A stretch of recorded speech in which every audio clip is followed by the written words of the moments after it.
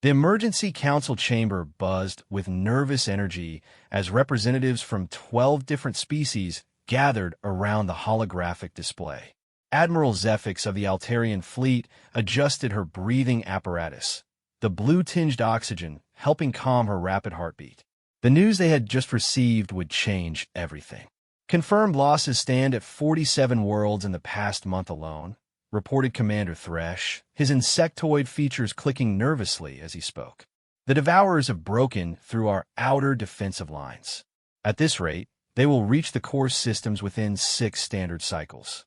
The assembled representatives shifted uncomfortably. The Devourers had appeared from the dark spaces between galaxies 3 years ago, consuming everything in their path. Planets, ships, entire star systems. Nothing remained after their passage except empty void. The Galactic Defense Coalition had thrown everything they had at the threat.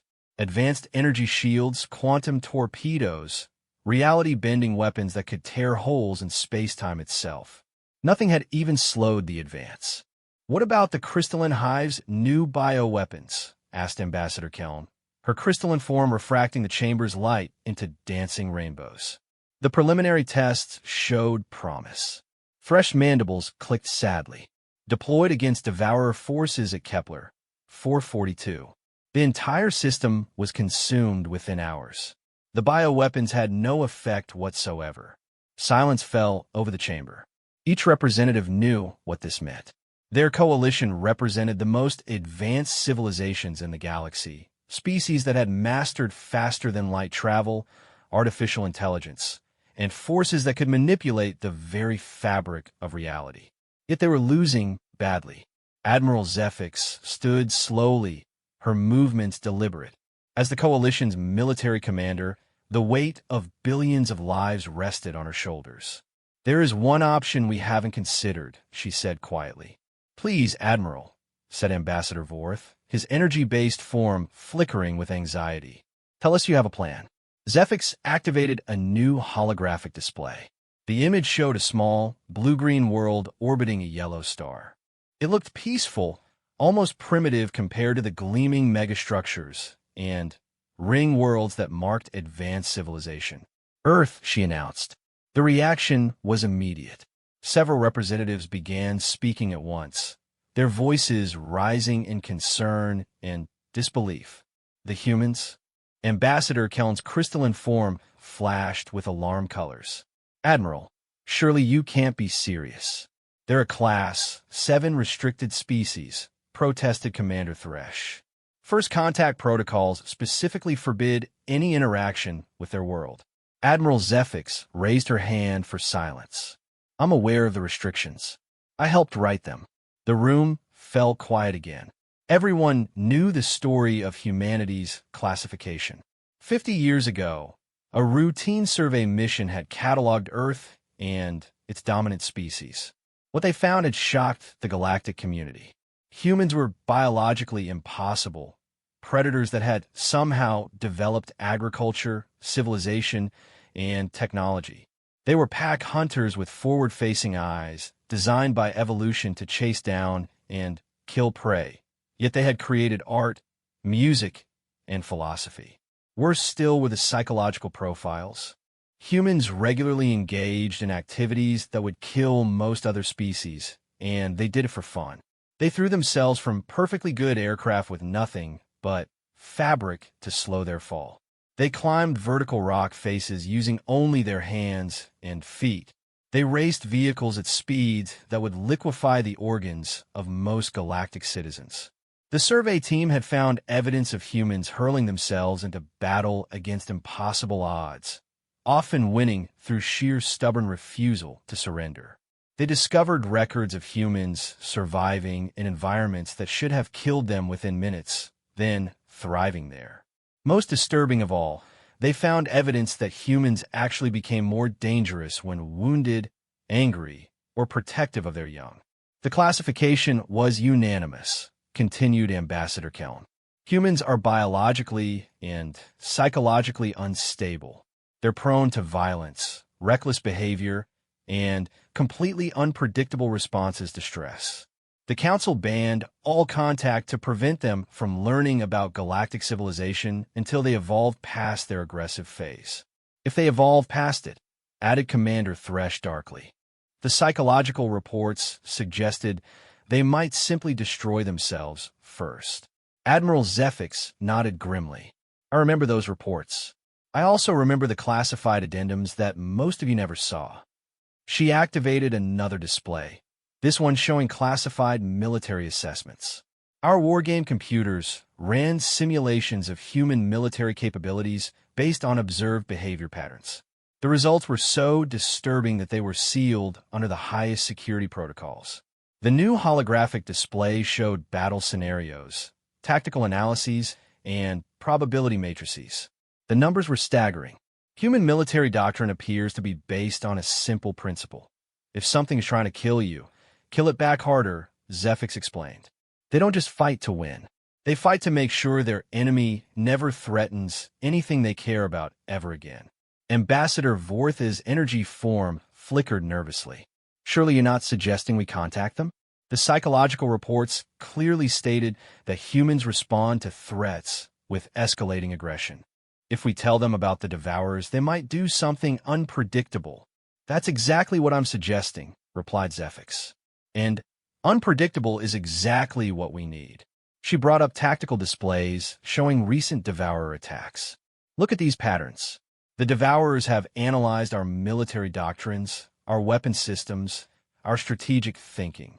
They've developed counters to everything we can throw at them because we fight logically, efficiently, according to established military principles.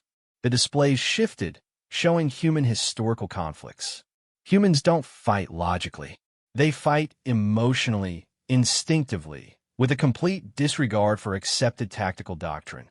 Our computers can't predict human military responses because human military responses are often tactically insane. Insane? Asked Commander Thresh. They have a recorded military tactic called a suicide charge, Zephyx explained. When outnumbered and outgunned, humans will sometimes run directly at the enemy, screaming, while firing whatever weapons they have. Statistically, this should result in complete annihilation of the human forces. And does it? Asked Helm. According to our analysis, it works approximately 37% of the time, Zephyx replied. The enemy becomes so confused by the illogical nature of the attack that their defensive coordination breaks down. The chamber erupted in surprised conversations. A 37% success rate for a suicide charge was mathematically impossible, yet the data was right there in the historical records. There's more, continued Zephyx. Humans have a concept called acceptable losses that doesn't match any known galactic military doctrine. Most civilized species will retreat when casualties reach 5 to 10%. Humans have recorded instances of continuing to fight with casualty rates exceeding 90%. Ambassador Vortha's form pulsed with disbelief. That's not military doctrine. That's extinction behavior. No, Zephyx corrected. It's survival behavior. Humans have survived ice ages, volcanic supereruptions, asteroid impacts, and countless predators by refusing to give up. When everything logical says they should die, they get angry instead. She activated a final display showing human technological development. Look at their advancement curve. Most species develop technology gradually, following logical progression paths. Humans skip entire technological generations when they're threatened. They went from powered flight to orbital space flight in less than 70 years. When they perceived a military threat from other human nations, they developed thermonuclear weapons in less than a decade. And then they pointed those weapons at themselves, pointed out Commander Thresh. Hardly a sign of stable thinking.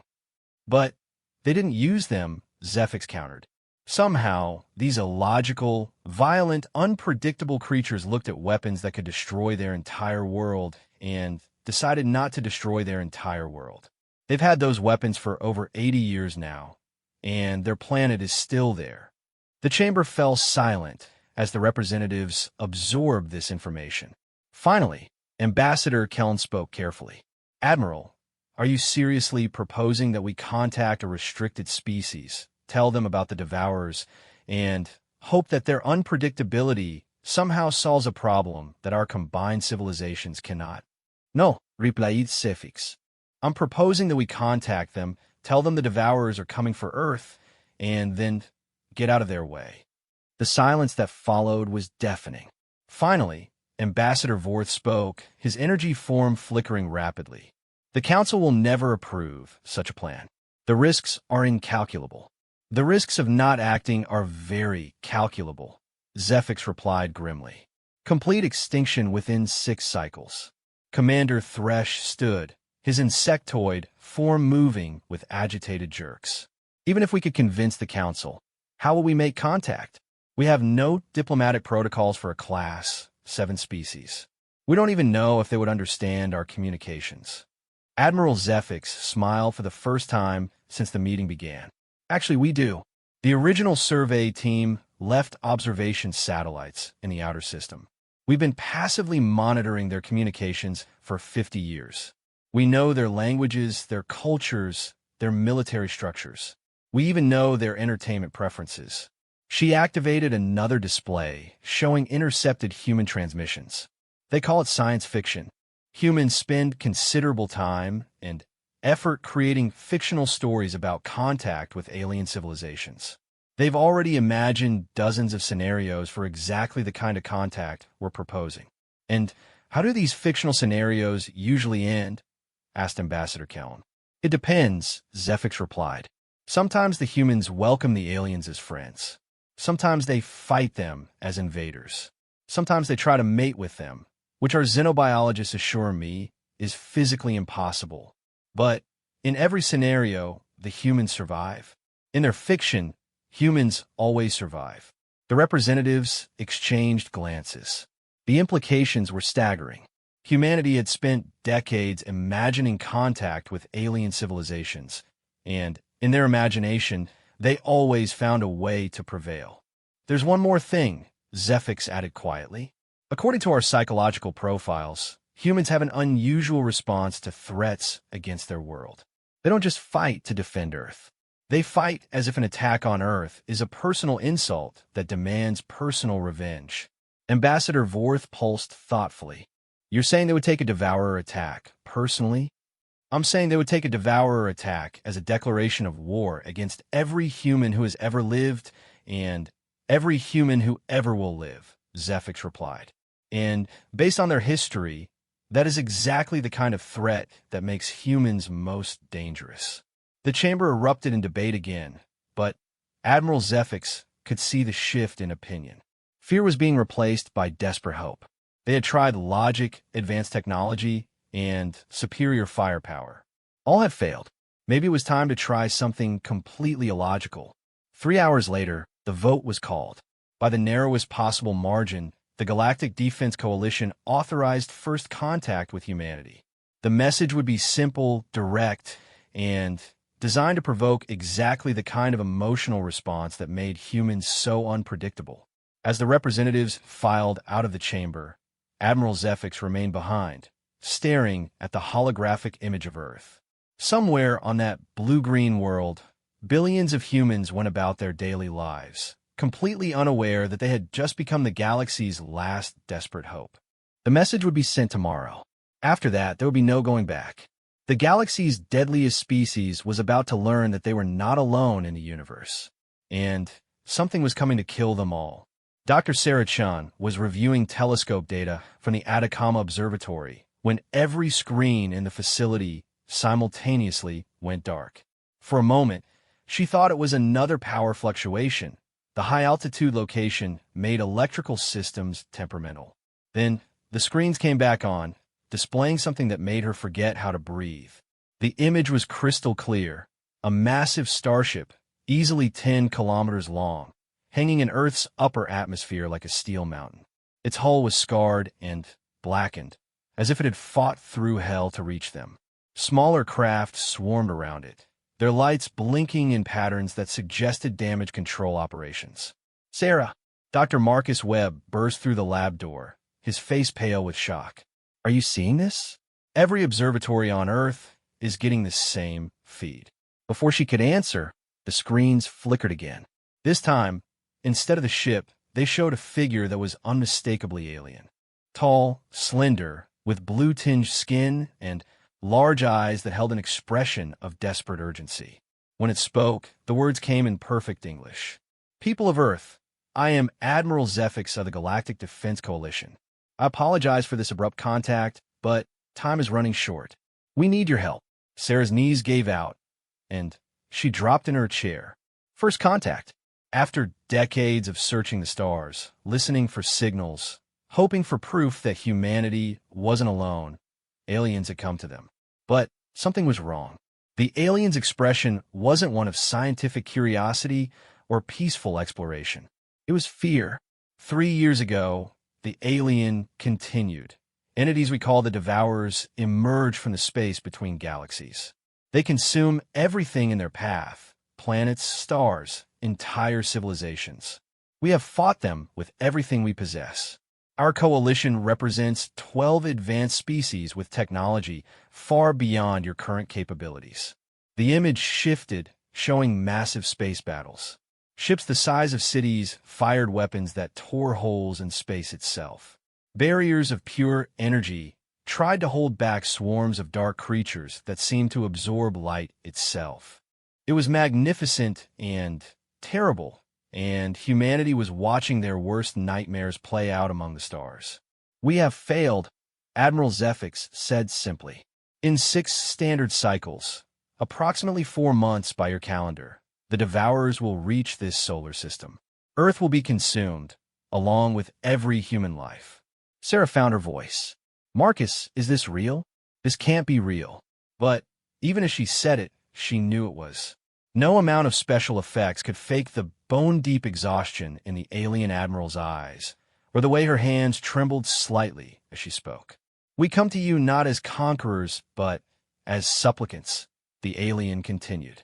"Our intelligence suggests that humans possess unique characteristics that might prove effective against an enemy that has defeated our best efforts.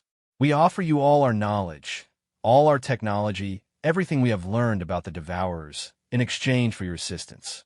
The image shifted again, showing technical specifications that scrolled past faster than human eyes could follow. Weapon designs, shield generators, faster-than-light drive systems. Enough advanced technology to revolutionize human civilization overnight.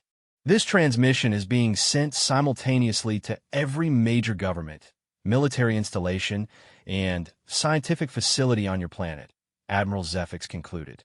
"We will maintain position in your outer system and await your response. But please understand, time is running short for all of us." The transmission ended, leaving the observatory in stunned silence. Sarah stared at the blank screen, her mind racing through the implications. Aliens were real. They were losing a war against something even more alien, and they wanted humanity's help. "We need to call the director," Marcus said finally. "We need to call everyone," Sarah replied. Within hours, the world had changed forever. Social media exploded with conspiracy theories, religious revelations, and scientific debates. Government emergency sessions were called in every major nation. Military bases went to high alert. The stock markets crashed, then soared, then crashed again as algorithms tried to process information they were never designed to handle. In a secure bunker beneath the Pentagon, General Patricia Hayes stared at the same transmission on a wall-mounted screen. She had watched it 17 times now, looking for any detail that might give her insight into humanity's first contact with an alien civilization. "Analysis?" she asked the assembled team. Dr. Robert Kim, the Pentagon's chief xenobiology expert despite never having had a xeno to study, cleared his throat. "The physiological readings suggest the alien is under extreme stress. Heart rate equivalent, respiratory patterns, micro-expressions, all consistent with genuine fear and desperation." "Could be an act," suggested Colonel Martinez from the Joint Chiefs. "Possible, but unlikely," replied Dr. Kim. "The biological responses are too consistent, too subtle. You need an incredible understanding of human psychology to fake that level of authentic distress." General Hayes nodded. "What about the technology they're offering?" Dr. Lisa Park from DARPA leaned forward excitedly. General, what they showed us in those few seconds represents centuries of advancement beyond our current capabilities.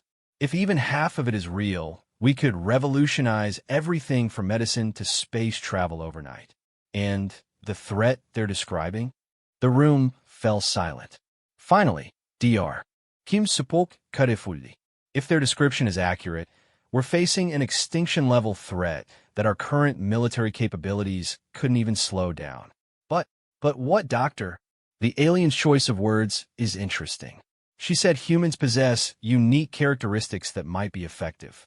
She didn't say we were powerful enough to win, just that we might have something they need. Colonel Martinez Froned.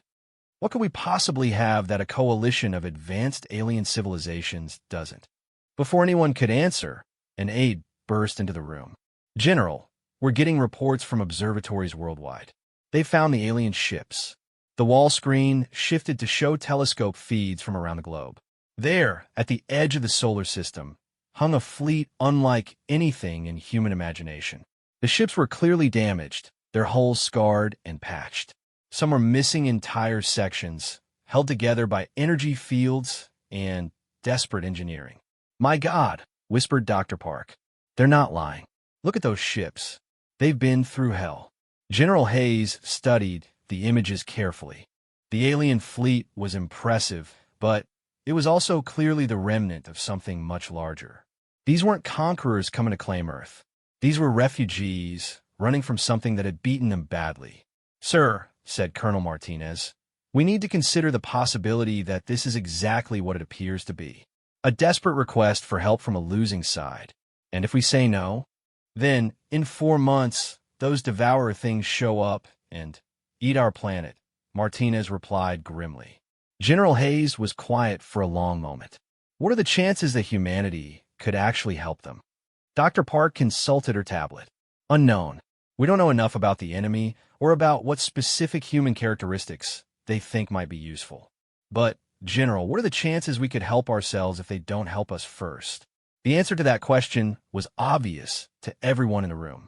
Against an enemy that had defeated advanced alien civilizations, humanity's current military might would last minutes at best.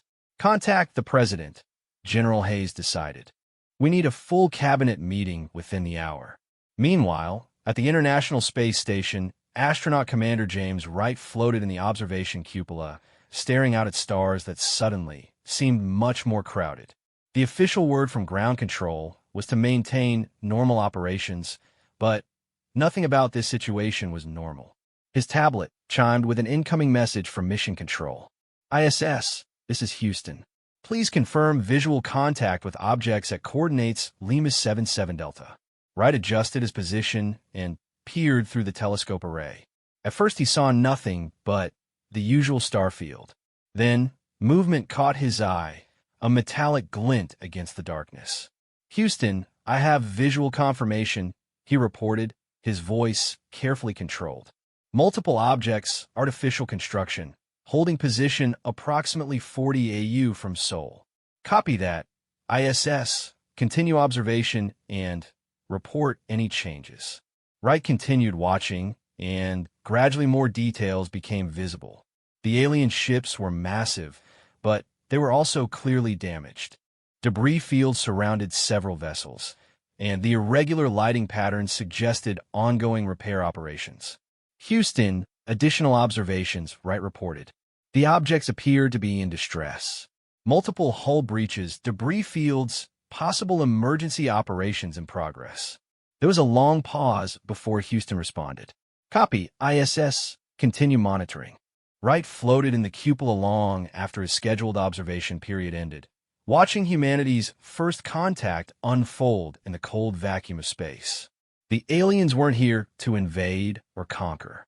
They were here because they had nowhere else to go. Back on Earth, the world's leaders struggled to process information that challenged every assumption about humanity's place in the universe. The United Nations called an emergency session. NATO went to DEFCON 2.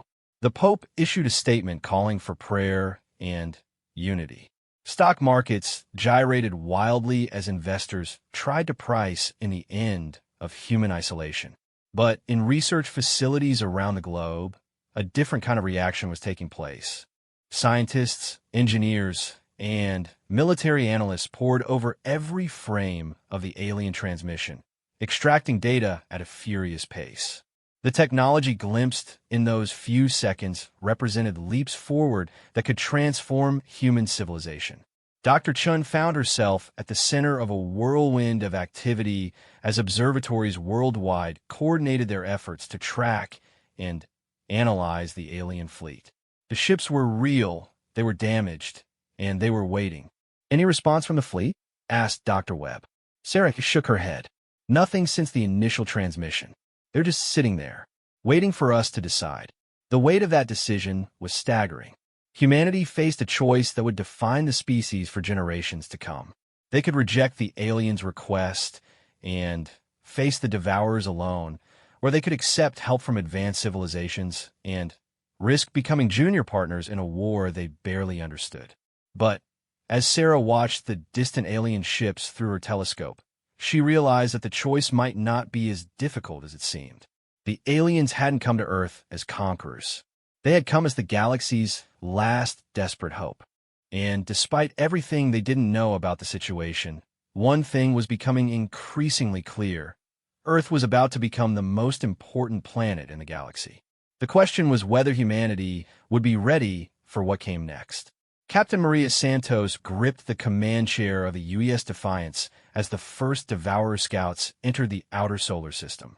Through the view screen, she could see them, dark shapes that seemed to absorb light itself, moving with purpose toward the inner planets where billions of human lives hung in the balance. "Contacts bearing 27 Mark IV, reported Lieutenant Commander Kim from the tactical station. "Range, 4.7 AU and closing. Estimated time to Mars orbit, 14 hours. The Defiance was one of 12 new human starships built in the frantic months following first contact with the Coalition. It combined alien technology with human engineering philosophy, resulting in a vessel that looked like no ship in galactic history. Where Coalition vessels were sleek and elegant, human ships were blocky, heavily armored, and covered with weapon ports. Signal from Admiral Zefix, reported Communications Officer Thompson. Coalition fleet is moving to intercept. We're ordered to maintain defensive positions around Earth." Captain Santos nodded, but her attention was focused on the tactical display. The Devourer scouts were moving in a pattern that seemed random, but probably wasn't. 3 years of war had taught the Coalition that the Devourers rarely did anything without purpose. "Captain," called Science Officer Park, Dr. Lisa Park's daughter, who had joined the Space Force when the recruitment drive began. "I'm reading something unusual about those scout ships." "Define unusual." "Ensign. They're not moving like the Devourers we've seen in the intelligence briefings," Park explained, her fingers dancing across her console. The previous attacks showed swarm behavior, multiple units moving as a coordinated mass. These scouts are maintaining distinct formations, almost like they're probing. Santos felt a chill of understanding. "They're testing us, seeing how we respond to different approach vectors." "Recommendation, Captain?" Before Santos could answer, the ship's AI announced new contacts. Multiple hyperspace signatures detected. Coalition reinforcement fleet dropping out of FTL. The view screen lit up with the arrival of Admiral Zefix's task force. 30 Coalition warships, representing the combined military might of 12 species. The vessels were elegant, deadly, and battle-scarred from 3 years of losing battles against the Devourers. Incoming transmission from the Altarian flagship, Thompson reported. Admiral Zefix appeared on the main screen, her blue-tinged features tense with concentration. "Captain Santos, are your ships ready for combat?" "As ready as we'll ever be, Admiral." "What's the tactical situation?" "The Devourer main fleet is 6 hours behind these scouts," Zefix replied grimly. "Long-range sensors show approximately 2,000 units, including several we've never encountered before. They brought something new to this battle." Santos absorbed this information calmly, though her crew exchanged worried glances. 2,000 Devourer units represented the largest concentration of enemy forces ever assembled. The fact that they were bringing new variants suggested this wasn't just another system to consume. This was a decisive battle. "Admiral, what are your orders?" "We fight," Zephyx replied simply. "And we hope that human tactical thinking can accomplish what 3 years of conventional warfare could not." The next few hours passed in a blur of preparation.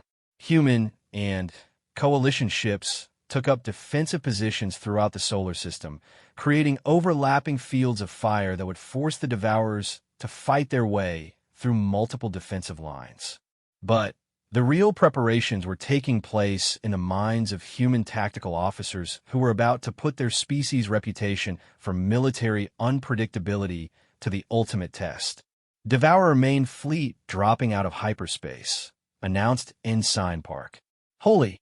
Her voice trailed off as the enemy fleet materialized. The tactical display showed a swarm of dark vessels that defied easy counting. They moved with the fluid coordination of a school of fish, but each individual unit was larger than most coalition battleships.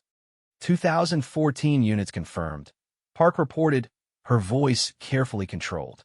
Mass readings suggest individual ships average 8 times larger than our heaviest battleships.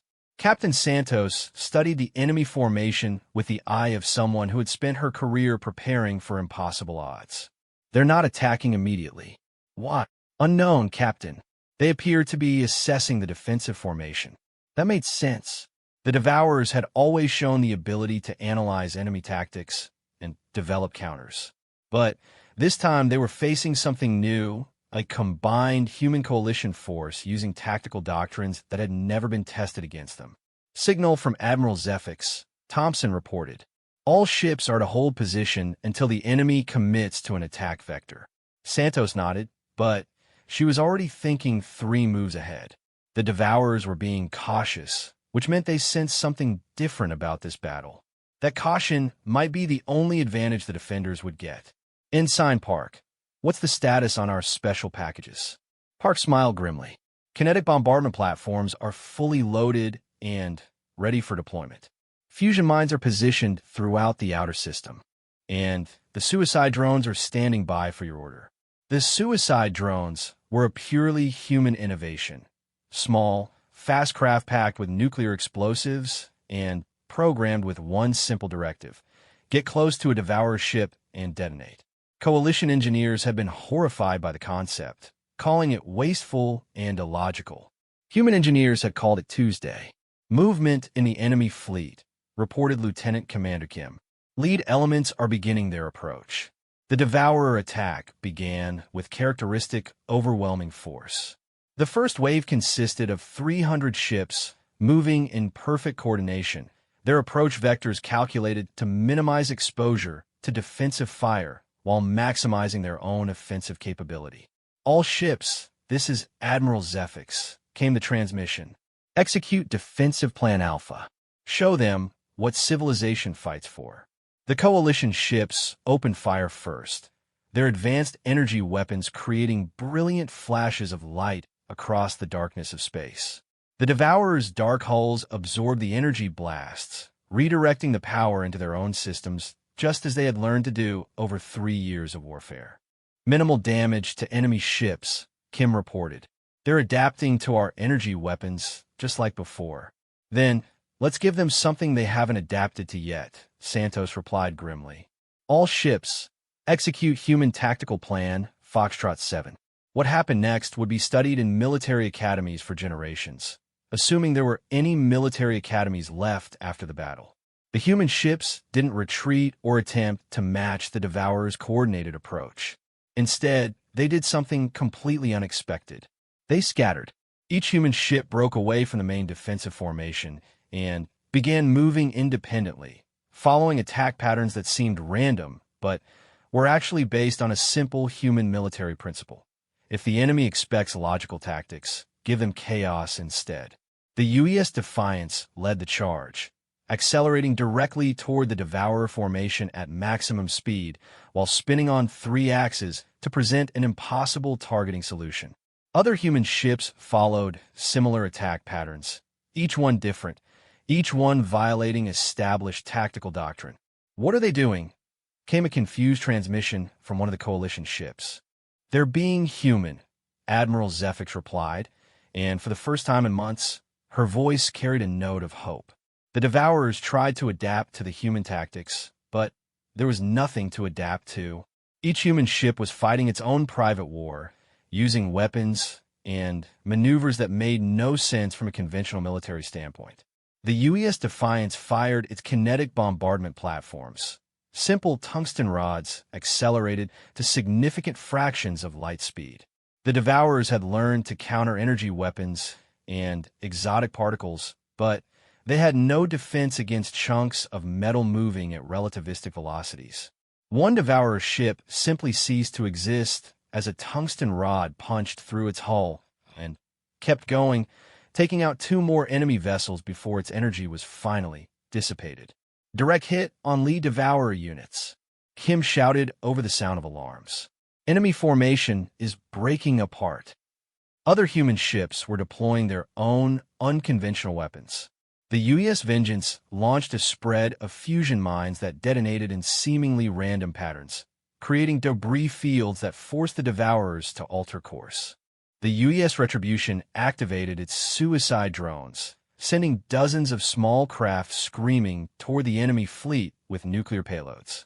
But the most effective human weapon proved to be something the Coalition had never considered: pure, bloody-minded stubbornness. When the UES Courage lost its main engines and half its crew to a Devourer attack, Captain Jennifer Walsh didn't order an evacuation.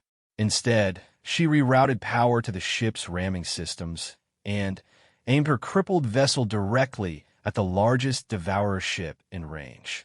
"UES Courage, this is Admiral Zefix," came the urgent transmission. "Your ship is heavily damaged. Recommend immediate withdrawal." "Negative, Admiral," Walsh replied calmly. "We came here to fight. We're going to keep fighting until there's nothing left to fight with." The Courage's final charge took out 3 Devourer ships and damaged several others, buying precious time for the surviving human vessels to reposition. Across the battlefield, similar scenes were playing out. Human ships that should have retreated kept fighting. Human crews that should have surrendered kept shooting. Human captains that should have accepted defeat kept finding new ways to hurt the enemy.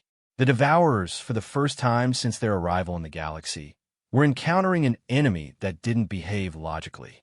Their adaptation algorithms couldn't process tactical decisions based on honor, revenge, and sheer refusal to give up. "Enemy fleet is showing signs of confusion," reported Ensign Park, her voice filled with amazement. "They're breaking formation. Individual ships are acting independently." Captain Santos allowed herself a grim smile. "They don't know how to fight an enemy that doesn't care about living through the battle." But even human stubbornness had its limits. The Devourer fleet vastly outnumbered the Defenders, and despite the initial success of unconventional tactics, the mathematics of the situation were inescapable. "Captain," Kim reported grimly, "we've lost contact with 8 human ships and 15 coalition vessels. Enemy forces are regrouping for another assault." Santos studied the tactical display, counting the remaining friendly forces against the still massive Devourer fleet. They had bloodied the enemy's nose, proven that the Devourers could be hurt, but the next attack would likely be the last battle any of them ever fought. "Signal Admiral Zefix," she ordered. "Tell her we're ready for round 2. As the Devourer fleet began its second assault, Captain Santos reflected on something her grandfather had told her years ago. "It's not whether you win or lose, kiddo. It's whether you make the other guy pay for every inch." The Defenders were about to make the Devourers pay dearly for every inch of space between them and Earth. Whether it would be enough remained to be seen. But one thing was certain: the galaxy's deadliest species was living up to its reputation. The second wave of Devourer attacks came with twice the force and none of the caution. Having analyzed the chaotic human tactics from the first engagement, the enemy fleet adapted by abandoning their own coordination and swarming the defensive lines with individual ships attacking from multiple vectors simultaneously. Captain Santos watched the tactical display as 200 Devourer vessels bore down on the remaining 37 human and coalition ships. The mathematics were simple and brutal. They were outnumbered almost 6-1 by an enemy that had just learned to counter their primary tactical advantage. All human ships, this is Admiral Zephyx, came the transmission across the command frequency. Execute Omega Protocol. Santos felt her blood chill. Omega Protocol was the final option. A coordinated suicide run designed to take out as many enemy ships as possible before the defensive fleet was completely destroyed. It was a plan that accepted defeat while trying to minimize the enemy's ability to threaten Earth. Captain, Lieutenant Commander Kim said quietly. Orders. Santos was about to acknowledge the Admiral's command when Ensign Park called out from her station. Captain, I'm reading massive energy signatures from the direction of Earth. Something big is coming. The main view screen shifted to show the space between Earth and Mars, where space itself seemed to be tearing open. Massive tiers in reality appeared, and through them emerged a fleet unlike anything seen in the battle so far. These weren't the sleek coalition warships or the blocky human vessels. These were something new entirely. Hybrid constructions that looked like someone had taken human engineering principles and applied them to alien technology on a massive scale. The ships were enormous, heavily armored, and covered with weapon systems that defied easy classification. This is Admiral Chun of the Earth Defense Fleet. Came a transmission that made Santos's heart leap. All ships, maintain your positions. The cavalry has arrived. Admiral Chun, Dr. Sarah Chun, the astronomer who had been present for first contact, now commanded a fleet of 40 massive warships that had been built in secret facilities on the far side of Luna. While the public attention had been focused on the small fleet of defensive ships, the real effort had gone into building something unprecedented, a human fleet designed from the ground up to fight an enemy that couldn't be beaten by conventional means. How is this possible? Santos Vispirit. They've been building those ships since first contact, Kim realized. While we were preparing the defensive fleet, they were creating something completely new. The Earth Defense Fleet moved with the fluid grace of coalition ships, but the aggressive intent of human military doctrine. As they closed with the Devourer swarm, they opened fire with weapons that no galactic civilization had ever conceived. The first salvo wasn't energy weapons or kinetic bombardment. It was something far more basic and devastating: weaponized gravity. Each human dreadnought mounted gravitational manipulators that had been reverse-engineered from coalition technology and then modified beyond recognition. Instead of using gravity for propulsion or defensive fields, the humans had turned it into a weapon of mass destruction. Gravity wells appeared throughout the Devourer formation, creating tidal forces that tore enemy ships apart at the molecular level. The Devourers, who had adapted to every form of conventional weapon, had no defense against having their own mass used as a weapon against them. Direct hit on enemy formation, Park reported, her voice filled with amazement. 37 Devourer ships destroyed in the first salvo. But Admiral Chen's fleet was just getting started. As the Devourers tried to adapt to the gravitational weapons, the human ships switched to their secondary armament, weaponized spacetime. The humans had taken coalition faster-than-light technology and perverted it into something that should have been impossible. Instead of using spatial distortions to move ships, they used them to create localized regions where the laws of physics worked differently. Devourer ships found themselves trapped in areas where nuclear fusion was impossible, causing their power systems to fail. Others were caught in distortion fields where matter behaved like gas, causing their hull integrity to collapse. Some were simply erased from existence, as the humans created small regions where the strong nuclear force didn't work. Impossible, came a transmission from Commander Thresh aboard one of the coalition vessels. Humans have been FDL capable for less than 4 months. How do they have weapons we've never even theorized? They had good teachers, Admiral Chen replied, and Santos could hear the grim satisfaction in her voice. and they had 4 months of desperation to motivate them. The truth was more complex than Admiral Chun let on. The Earth Defense Fleet represented the greatest crash engineering program in human history. Every physicist, engineer, and mad scientist on the planet had been brought into the project. University research programs that had been studying exotic physics for decades suddenly found themselves with unlimited funding and alien technology to experiment with. The result was a fleet of ships that violated galactic military doctrine so thoroughly that even the Devourers couldn't adapt fast enough to counter them. "They're using our own technology against us," Admiral Zephyx observed from her flagship. "But they're using it in ways we never imagined." "That's because humans don't think like you do," Captain Santos replied over the communications link. "You see a FTL drive and think about exploration and transportation. We see a reality manipulation device and think about how to kill things with it." The Devourer fleet was in chaos now, caught between the remnants of the defensive fleet and the new arrivals from Earth. But the enemy was vast and had survived 3 years of warfare against advanced civilizations. They began to adapt once again, this time by doing something unexpected. They began to retreat. "Enemy fleet is withdrawing toward the outer system," Kim reported. "They're trying to regroup beyond our weapon range." "Like hell they are." Admiral Chin's voice came across the command frequency. "All ships pursue and destroy. We didn't come this far to let them escape and try again." What followed was less a battle than a hunt. The human and coalition fleets pursued the retreating Devourers across the solar system, harrying them with weapons that the enemy couldn't predict or counter. The humans had learned the fundamental lesson of fighting an adaptive enemy. Keep changing tactics faster than they could adapt. When gravitational weapons became less effective, they switched to antimatter bombardment. When the Devourers adapted to that, they deployed relativistic kill vehicles, simple chunks of matter accelerated to near-light speed. When those were countered, they used exotic particle beams that existed only in theory until human desperation made them real.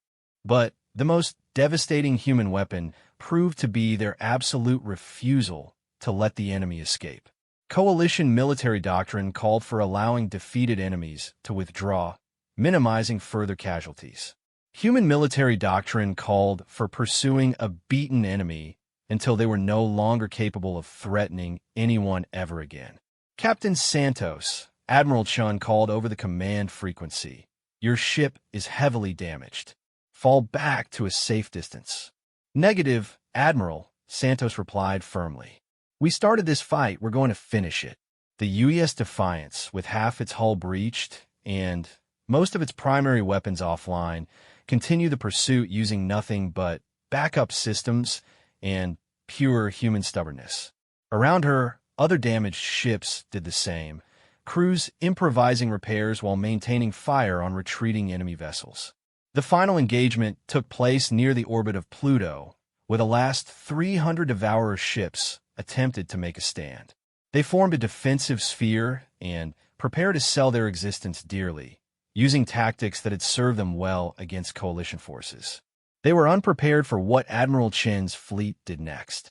Instead of attacking the defensive formation, the human ships simply surrounded it and began broadcasting on all frequencies.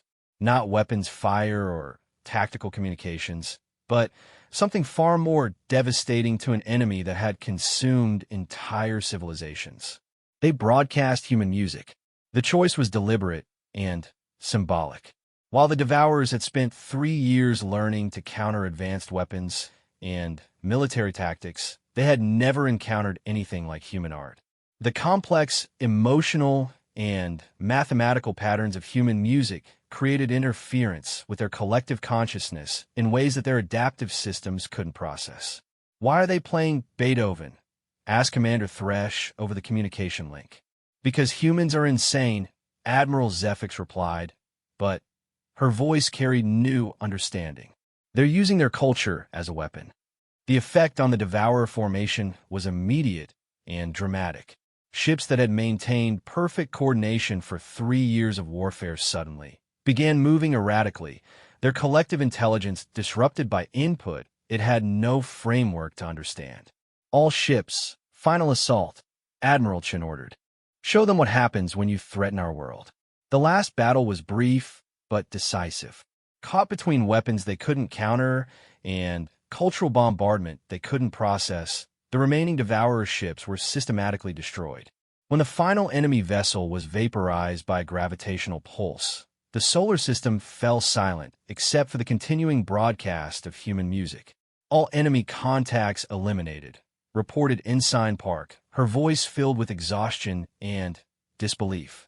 The Devourer fleet has been completely destroyed. Captain Santos slumped in her command chair, suddenly feeling the weight of the past few days. They had done it. Somehow, against impossible odds, humanity and their coalition allies had not just survived, but achieved complete victory against an enemy that had conquered most of the galaxy. This is Admiral Zephyx. To all ships came the transmission. Stand down from combat alert. The battle is over. In the days that followed, as rescue ships recovered survivors and damage assessment teams surveyed the battlefield, the scope of what had been accomplished became clear. Not only had the Devourer fleet been destroyed, but the weapons and tactics developed during the battle represented a revolution in galactic military capability. The Devourers adapted to logical military responses. Admiral Zephyx explained to the assembled fleet commanders during the post-battle debrief. But they couldn't adapt to humanity because humanity doesn't respond to threats logically. You respond emotionally, culturally, with every aspect of your civilization focused on one simple goal: survival at any cost. Captain Santos, her arm in a sling from her ship's damage, considered this. So our secret weapon wasn't our technology or our tactics. It was just being human in the most extreme way possible, Admiral Zephyx confirmed. When faced with extinction, most species try to preserve what they can. Humans try to destroy whatever threatens them so completely that it can never threaten anyone again. The victory had come at a cost. 19 human ships had been lost, along with 8 coalition vessels. Thousands of crew members had given their lives to save not just Earth, but the entire galaxy. But their sacrifice had meaning. For the first time in 3 years, the Devourer advance had been not just stopped, but utterly defeated. What happens now? Asked Admiral Chun. Admiral Zephyx's expression was thoughtful. Now we take human tactical doctrine and weapons technology to the rest of the galaxy. There are still Devourer forces occupying hundreds of systems, but they're cut off from reinforcement, and they've never faced human-influenced tactics. You want us to help liberate the occupied systems? I want you to help us end this war permanently, Zephyx replied. The galaxy needs human military thinking, human weapons technology, and, most importantly, human refusal to accept defeat. Captain Santos smiled grimly. Admiral, you came to the deadliest species in the galaxy for help. Did you really think we'd be satisfied with just saving our own planet? 6 months later, the last Devourer stronghold fell to a combined human coalition fleet using tactics that violated every principle of civilized warfare. The galaxy was free, liberated by the same species that had once been classified as too dangerous for contact. Humanity had proven that sometimes, when civilization needs saving, you have to call on the barbarians. And sometimes, the barbarians save everyone.